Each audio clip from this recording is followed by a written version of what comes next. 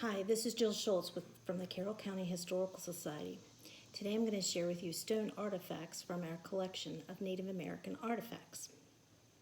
So we know that the Native Americans were hunters and gatherers and farmers, and most of our stone tools relate to those activities. How about this guy? Ever seen a stone tool that looks like this? What do you think it is?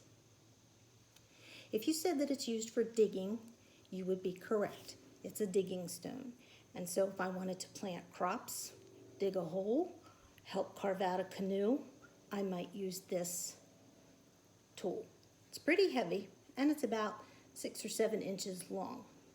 Nice edging on this. It hasn't been worn down too terribly much. It's not super sharp, but it wouldn't have to be. It needs to just, dig into the soil. Now how about this artifact?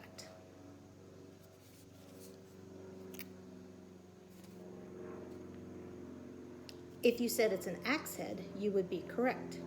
Again, fairly heavy, maybe about 2 pounds for this guy. And it's definitely missing its handle.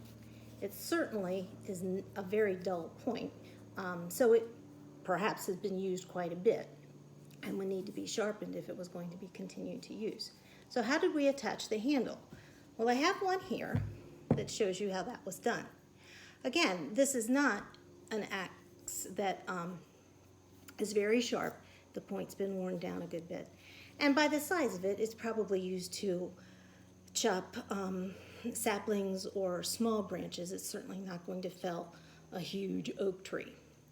So you would get a young sapling, and the stone would already have been carved so that you have a fairly sharp point, and you have this indentation around sort of the middle of it. You're going to have 2 pieces of the sapling wrap around your axe head and attach it at the top. Now this one is attached with wire, but a Native American would have used sinew or tendons from animals that they've previously hunted. You could possibly use strips of leather, but tendons are like rubber bands, and as they get harder, they get firmer and provide very good attachment.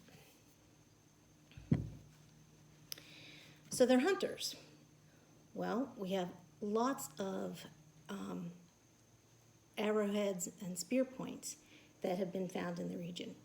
Most stones artifacts are made from quartz or granite, and some in our area have been made of a volcanic rock known as metartholite, which has a kind of lavender grayish color. These are probably from that stone. This is a spear point. You'll notice it's been carved to a point. Not sharp enough to cut me, but sharp enough. Notched at the end so that this end can be attached, much like the axe head was, to a sapling to create a long spear handle for throwing the spear toward large game. Here we have another one. And another one. These shapes could be a matter of preference for the hunter, but notice that the larger the arrowhead or spear point, the larger the game you would be using it for.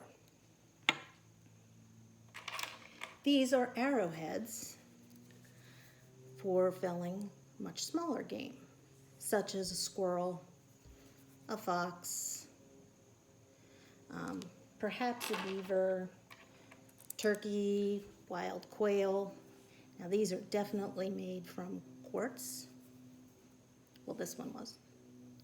There's the tiny little notches for attaching this to a stick or sapling. Here's another one made from quartz. Give you an idea of the size. And another small one.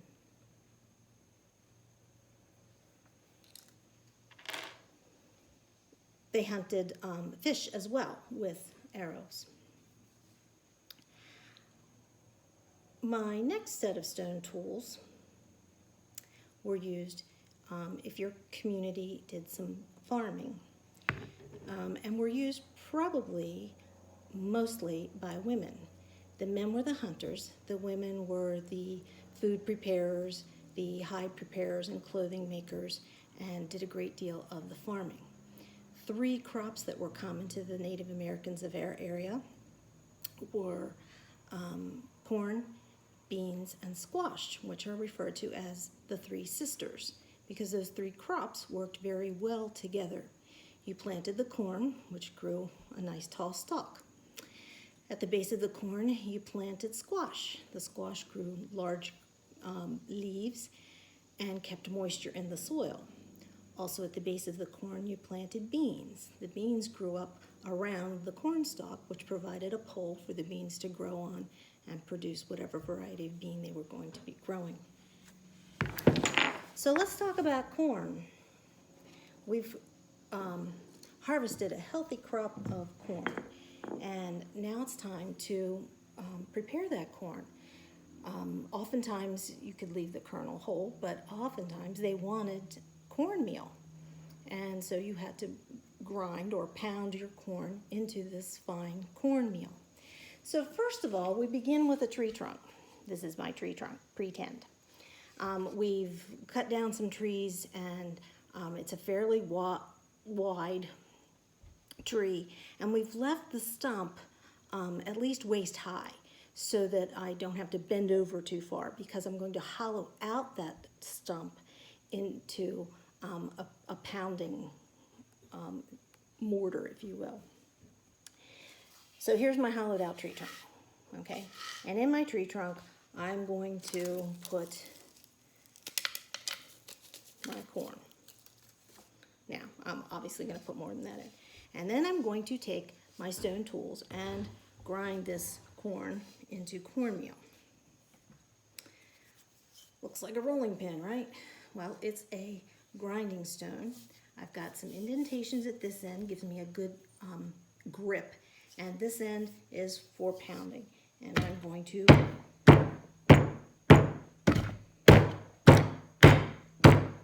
now this could take a while.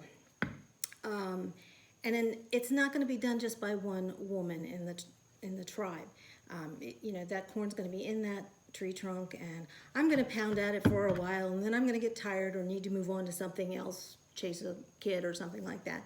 And so another woman may come along because she's got some time, and she'll do some pounding. And even younger girls, you know, could take a turn. Because they're going to need a fair amount of cornmeal. They're feeding the tribe. You know, it's not just for one single family. Okay, so we've been pounding and pounding, and we have finally gotten our cornmeal. All right, this needs still more work, but you can see I have some fine portions here. And then I still have some larger kernels, which still need some work. Not a simple task. I have another stone that I could use here. Perhaps I'll use this pan here. This fits nicely in the palm of my hand, and I can use it to grind.